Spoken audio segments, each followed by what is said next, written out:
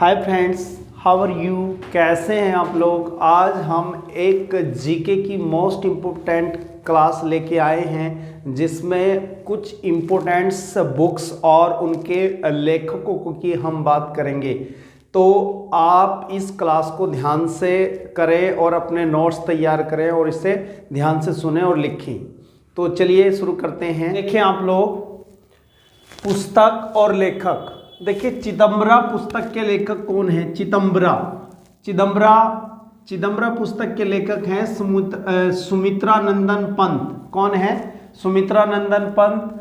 चिदंबरा पुस्तक पर सबसे पहले क्या मिला था? हिंदी में सबसे पहले हिंदी में ज्ञानपीठ मिला था। ज्ञानपीठ पुरस्कार हिंदी में सबसे पहले किसे मिला था? सुमित्रानंदन पंत को मिला था। और किस बुक पे मिला था? चिदंबरा बुक पे मिला था। किस बुक पे मिला था? चिदंबरा बुक पे मिला था। और ज्ञानपीठ पुरस्कार की शुरुआत हुई थी 1965 में। कब हुई थी? 1965 में। और ये हिंदी साहित्य का सबसे बड़ा पुरस्कार है। हिंदी साहित्य का सबसे बड़ा पुरस्कार कौन सा है? ज्ञानपीठ पुरस्कार है। और ये सबसे पहले किसको मिला था? तो सबसे पहले मिला था ये जी शंकर कुरूप को 1965 में। उनकी जो मलयालम भाषा के लेखक हैं वो, और उनकी करती थी आजा कुडाई पर इन्होंने मिला था ज्ञानपीठ। और हिंदी में सबसे पहले मिला था सुमित्रानंदन पंत को चिदंबरा पे। महादेवी वर्मा को यामा किसकी बुक है? महादेवी वर्मा की। महादेवी वर्मा को भी ज्ञानपीठ पुरस्कार मिला था यामा पे। ठीक है। इसके बाद कुरुक्षेत्र और उर्वशी दोनों बुक किसकी हैं? रामधारी सिंह दिनकर की हैं। किसकी हैं? रामधारी सिंह दिनकर की हैं। देवदास बुक किसकी है? तो शरद चंद्र चटर्जी यानी चट्टोपाध्याय कहते हैं देवदास। ठीक है। देवदास, इसी बुक पर 2 पिक्चर भी बनी है। देवदास 2 पिक्चरें हैं। आनंद मठ किसकी है? बंकिम चंद्र चटर्जी की है। इसी आनंद मठ में जो है भारत का राष्ट्र गीत है, वंदे मातरम। ठीक है। आनंद मठ किसने लिखी? बंकिम चंद्र चटर्जी ने। और इसी बुक में भारत का राष्ट्र गीत है। और ये राष्ट्र गीत कब गाया गया था?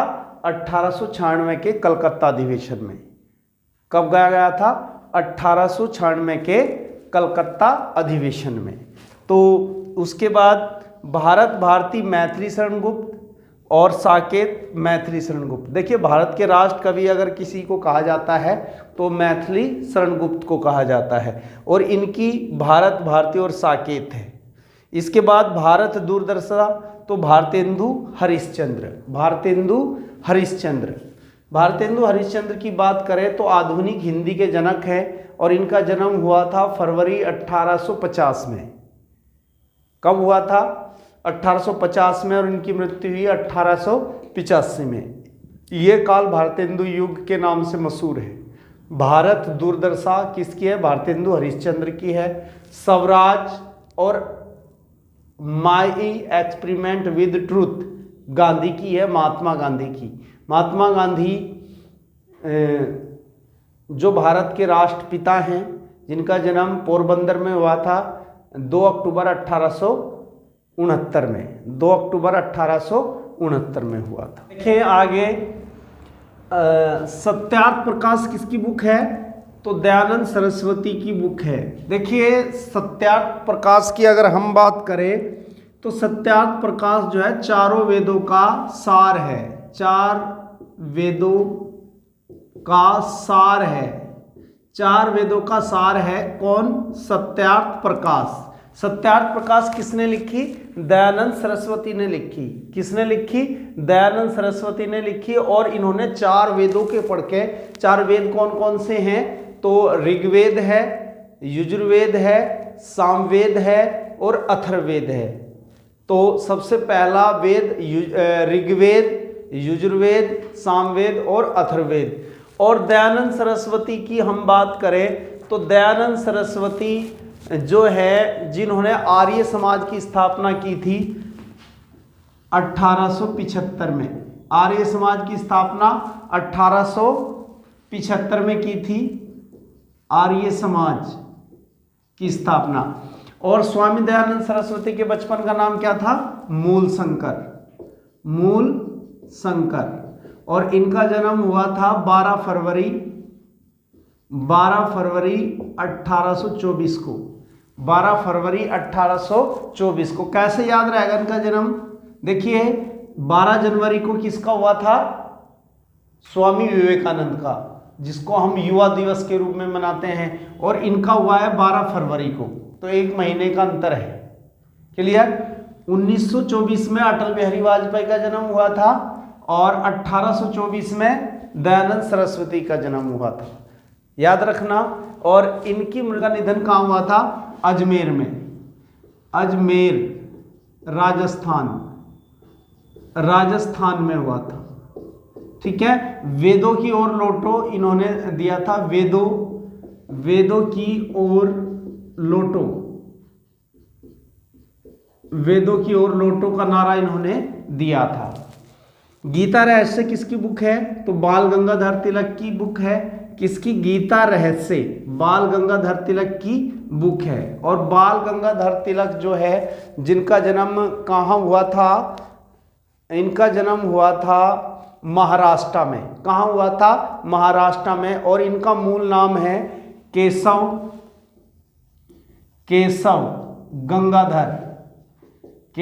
गंगाधर, इनका मूल नाम है। किनका? बाल गंगाधर तिलक का। और इन्होंने गीता रहस्य लिखी। गीता रहस्य कहाँ लिखी इन्होंने? मांडले जेल में। मांडले जेल कहाँ है? वर्तमान म्यांमार में, वर्तमान म्यांमार में। म्यांमार का पहला क्या नाम है? म्यांमार का पहला नाम है बर्मा। ठीक है, तो ये याद रखना है। गीता रहस्य किसकी है? बाल गंगाधर तिलक की। और ये गरम दल के नेता रहे हैं। किसके नेता रहे हैं? गरम दल के नेता रहे हैं। अनहैप्पी इंडिया लाला लाजपत राय की है। अनहैप्पी इंडिया किसकी है? लाला लाजपत राय की है। और लाला लाजपत राय को पंजाब केसरी कहा जाता है। क्या कहा जाता है? पंजाब केसरी। पंजाब केसरी किसे कहा जाता है? लाला लाजपत राय को कहा जाता है। और इन्होंने जो बुक लिखी वो अनहैप्पी इंडिया लिखी, अनहैप्पी इंडिया। और लाला लाजपत राय की जो निधन हुआ था वो लाहौर में साइमन कमीशन का विरोध करते हुए, साइमन वापस जाओ, साइमन वापस जाओ, और इनके लाठियां इनके सर पे पड़ी थी। तो फिर इनका लाठियों की चोट लगने के कारण से इनका निधन हो गया था। और मरने से पहले इन्होंने कहा था कि मेरे शरीर पर पड़ी एक एक लाठी अंग्रेजी शासन के ताबूत की कील साबित होगी। तो ये लाला लाजपत राय हैं, पंजाब केसरी इन्हें कहा जाता है। गुलामगिरी ज्योतिबा फुले, ज्योतिबा फुले की गुलामगिरी है। देखिए ज्योतिबा फुले जो है इनका जन्म पुणे में हुआ था 11 अप्रैल 1827 को। 11 अप्रैल 1827 को पुणे में। कहाँ हुआ था? पुणे महाराष्ट्र में हुआ था। पुणे महाराष्ट्र में इनका जन्म हुआ था। और ज्योतिबा फुले ज्ञान यानी शिक्षा की अलग जगाने वाले व्यक्ति माना जाता है इनको। और गुलामगिरी इन्होंने बुक लिखी थी ज्योतिबा फुले ने। इनकी जो पत्नी थी उनका नाम था Savitribai Phule, Savitribai Phule. Discovery of India Jawaharlal Nehru, Discovery of India Jawaharlal Nehru जो मोतीलाल नेहरू के बेटे थे और भारत के प्रथम प्रधानमंत्री थे। झांसी की रानी सुभद्रा कुमारी चौहान, झांसी की रानी किसने लिखी? सुभद्रा कुमारी चौहान ने लिखी। देखिए सुभद्रा कुमारी चौहान ने झांसी की रानी लिखी है। और बंदी जीवन सचिंद्र सान्याल ने लिखा। बंदी जीवन बहुत इंपॉर्टेंट बुक है ये, बंदी जीवन सचिंद्र नाथ सान्याल। इसके बाद द इंडियन स्ट्रगल लिखा है सुभाष चंद्र बोस ने, जिनका जन्म हुआ था कटक में। कहाँ हुआ था? कटक। और कटक जो है किस नदी के किनारे है? महानदी के किनारे है। किस नदी के किनारे है? महानदी के किनारे है। सुभाष चंद्र बोस की अगर हम बात करें तो इनका जन्म हुआ था 23 जनवरी 1897 को। 23 जनवरी 1897 को उनका जन्म हुआ था। 23 जनवरी 1897 को जन्म हुआ था। आजाद हिंद फौज की स्थापना की थी।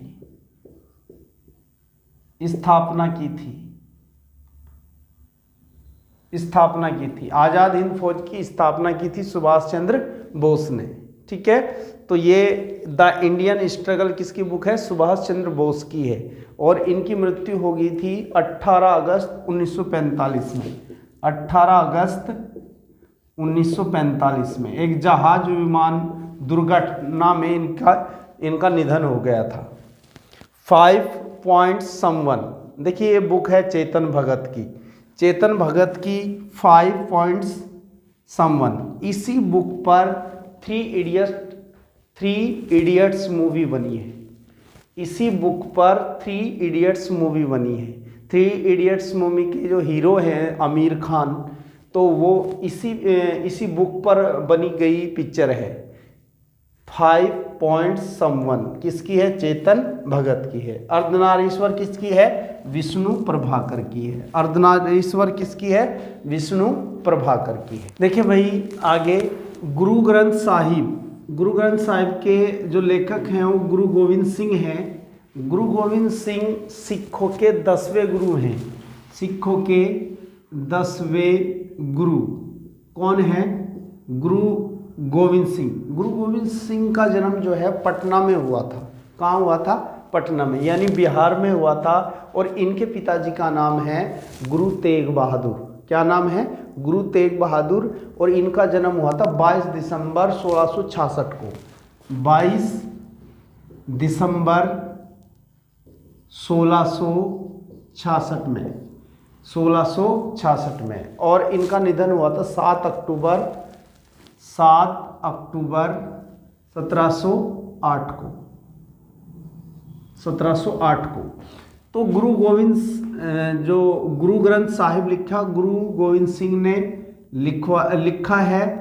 और गुरु गोविंद सिंह सिखों के 10वें गुरु थे, जिनका जन्म 22 दिसंबर 1666 को हुआ। और इनका निधन जो है 7 अक्टूबर 1708 को हुआ। देखिए गुरु गोविंद सिंह जो है उन्होंने ये कहा था कि अब मेरे बाद जो बनेगा गुरु गद्दी का हकदार वो गुरु ग्रंथ साहिब होगा। और इसमें गुरुओं की वाणी है। इसके बाद कोई भी व्यक्ति गुरु गद्दी नहीं संभालेगा, सिर्फ गुरु गद्दी पे रहेगा गुरु ग्रंथ साहिब।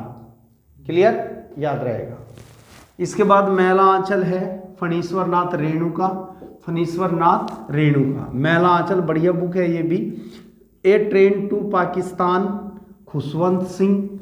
The Gurus Khushwant Singh. ये दोनों बुक्स किसकी हैं? खुशवंत सिंह की हैं। और सी ऑफ पंपीज ये अमिताभ घोष की है। किसकी है? अमिताभ घोष। अमिताभ घोष जो है पहले अंग्रेजी लेखक हैं। अंग्रेजी लेखक हैं जिनको